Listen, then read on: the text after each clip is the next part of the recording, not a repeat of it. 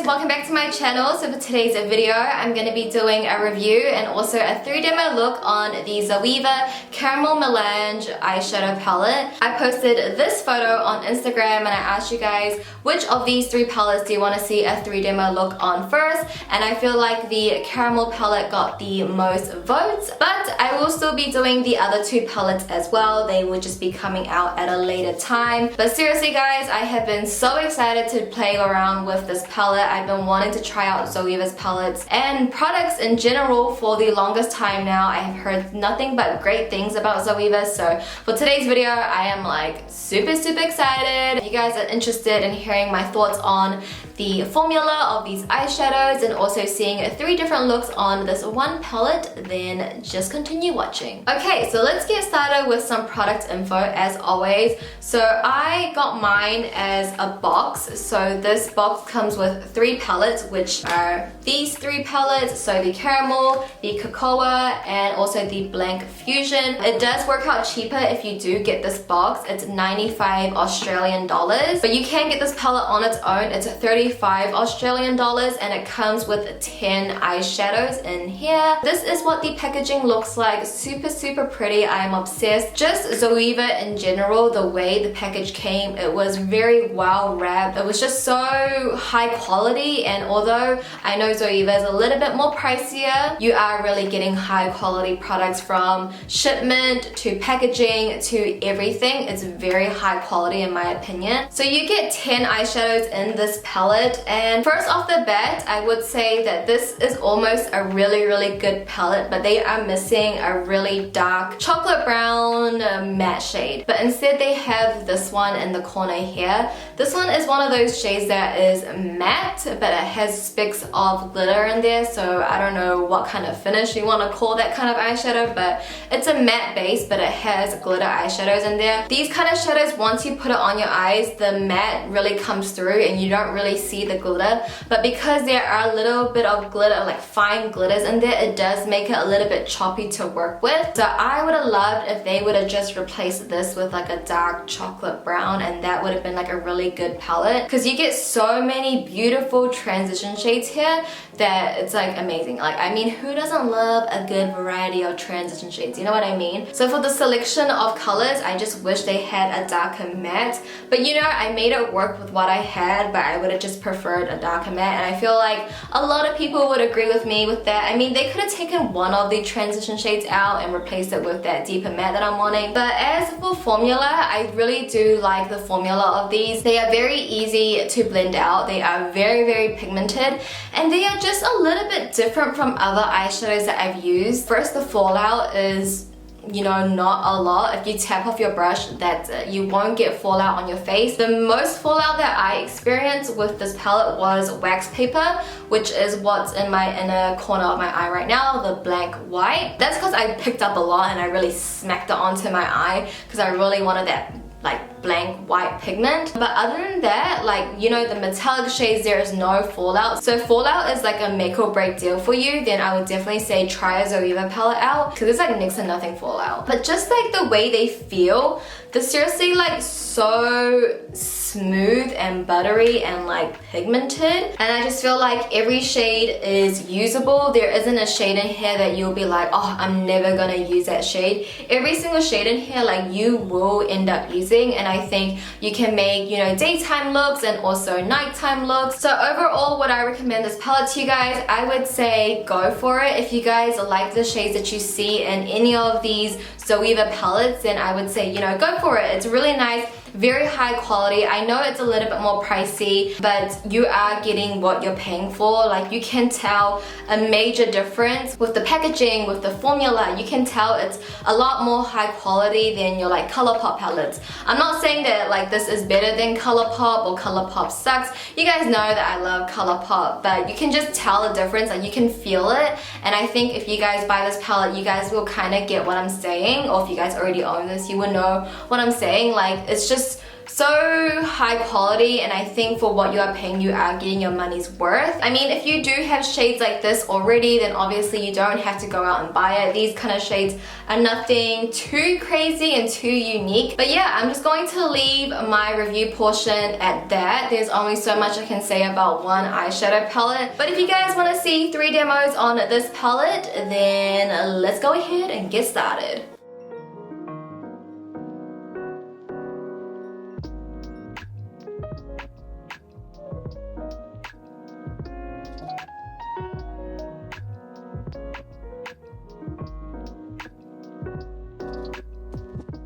Okay, first I am going to take the shade Alchemy, and this is going to be our transition shade. I'm putting this straight into my crease using windshield wiping motions, and then after, to further blend, I will be using circular motions with the same shade.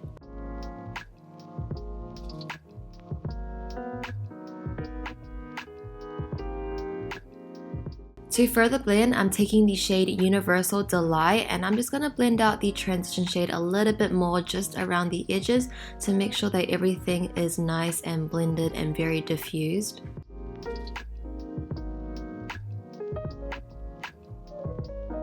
Taking the shade Aftertaste, I'm going to put this into my crease once again, just building up that depth into the crease. I'm just using windshield wiping motions as usual, just trying my best to keep it under the transition shade that we first placed down.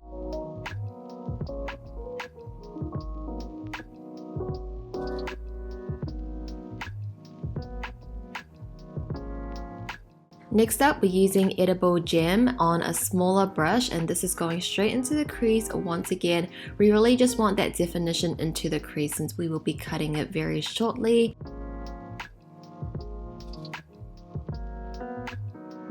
And I like to take a pencil brush just to define the crease a little bit more with the same shade Edible Gem. This is just going to help define the crease exactly what we want to do.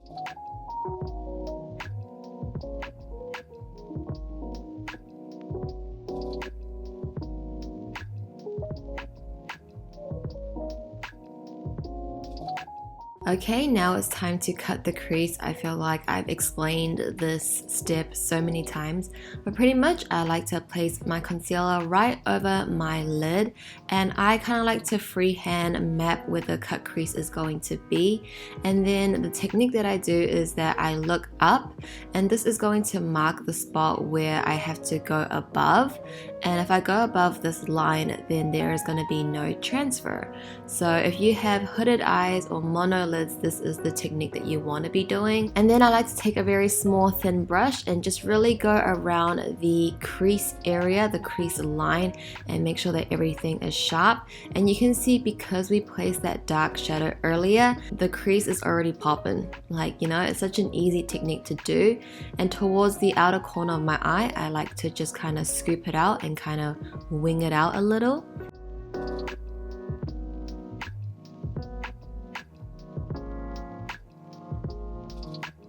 For our lid color, I am taking the shade Almost Burnt, and I'm just going straight bam onto the concealer that we just placed down. I don't actually like to set the concealer down that I use for my cut crease. I just feel like if I don't set it, it's a little bit tacky. The metallic shadow that's going to go on top is going to stick on and stay on for a longer period of time. And I'm sorry that I'm not in focus, but we will be focused in 1 second, I promise.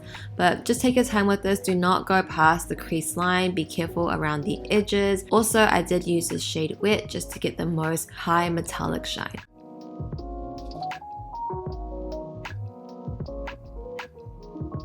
Now I'm taking a very small detailed brush with a little bit of eyeshadow on it of the shade Edible Gem, just like a tiny bit, and I'm just going to run this against the crease line. It's going to help make the crease pop even more. I feel like this is the step that really defines the whole cut crease.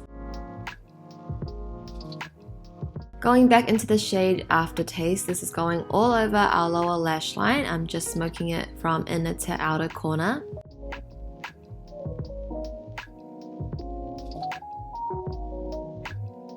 And then using the shade Edible Gem, I'm just going to define my lower lash line a little bit more, really pressing this against the lower lash line. And this is the completed look for look number 1. Of course, I gave myself a wing off camera. The lashes that I'm wearing are the Serene Lite from House of Lashes, and for my lip color, it is the shade Friends from the Colourpop Luxe Lipstick.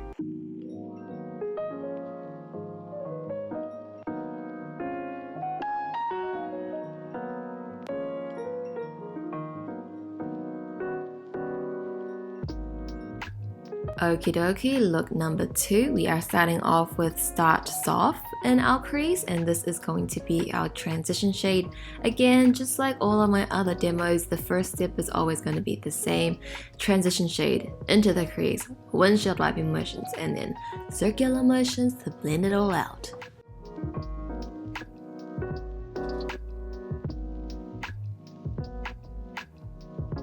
Next up, I'm taking the shade Finish Sensual, and this is going in the outer third of my eye. We are slowly going to build up the outer corner by just using a little bit of a darker shade slowly.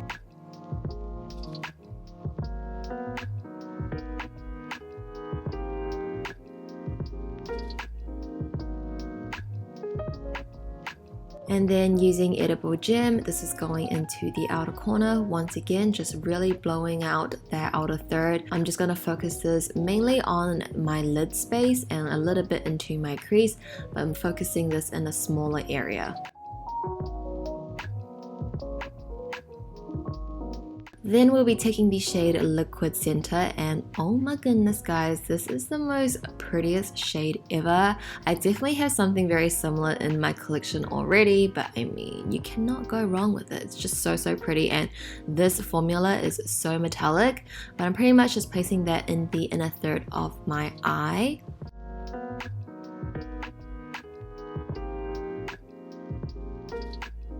And then I'll be taking the shade Aftertaste, and this is once again going on our bottom lash line from inner to outer corner.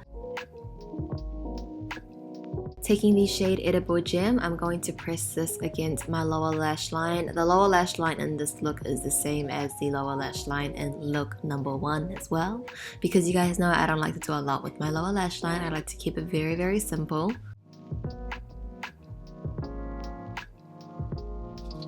Quickly just taking the Colourpop Creme Gel Liner in Swerve, I'm just going to use this to tightline my bottom waterline to make the look very smoky. And this is a completed look for look number 2. This is something I definitely would wear on the everyday. It's a technique and shades that I would use all the time. So for lashes, I am wearing the BoudoirLite from House of Lashes. And for my lip color, it's a mixture of Uno Mas from Colourpop, their Luxe Lipstick, mixed with the Dose of Colors Over the Top Gloss.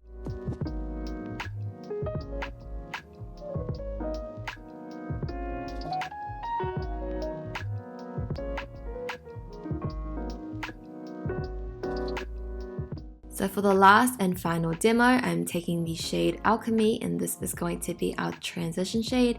And I'm sure by this point, I don't really need to explain to you how I do my transition shade. I'm sure you guys know by now.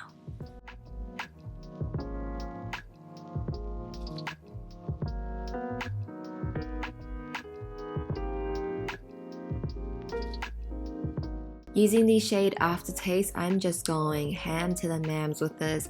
I'm just putting this into my crease, like all over my lid. I just want to make this shade the most vibrant shade out of everything. So I'm putting this on my lid, blending it up into the transition shade and just making this very smoky.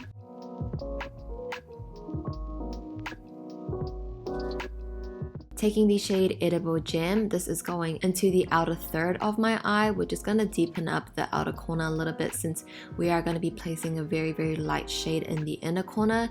I just really want that contrast between the two to happen.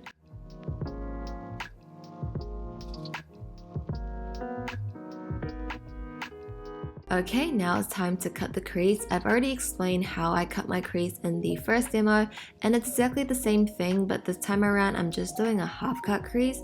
So I don't take the concealer all the way to the outer corner of my eye. I will stop like midway, but the brushes and everything and technique is exactly the same.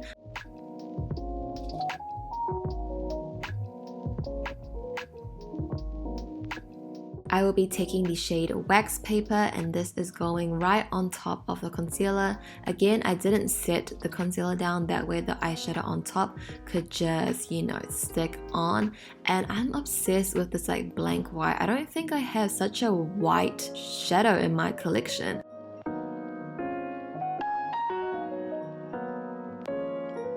Taking Aftertaste once again, I'm going to use this to blend everything together. You don't want to see where the shade Wax Paper stops, so doing this step is going to make everything look very smoky and very blended out.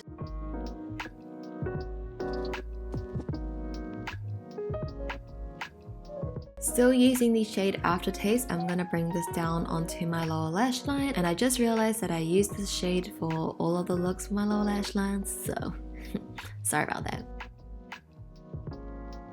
Okay, seems like we're taking Edible Gem once again and we're defining the lower lash line just like the previous look. I feel like this is just like the go-to lower lash line, I guess, for this palette.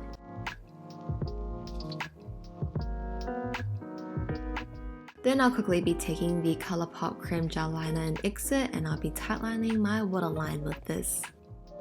And this, my friends, is the last and final look. For lashes, I am wearing the Serene Light from House of Lashes. Of course, I gave myself a wing liner off camera. And for my lip color is the shade Uno Mas from Colourpop Luxe Lipstick. And that, guys, is going to wrap up my video for today. I hope you guys enjoyed the review and also the 3 demos.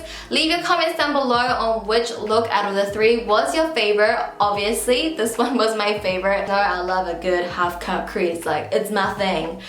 So yeah, let me know which one was your favorite. I would love to hear your feedback. If you guys did find this video helpful, please give it a thumbs up for me. I would appreciate it so much. And also, if you guys know any tips on how I can fix the sound and the echo in this room, also leave that down below as well. But yeah, I just want to thank you guys so much for watching as always and always supporting me. I just love you guys a lot. So thank you for watching, and I'll see you guys in my next video. Bye!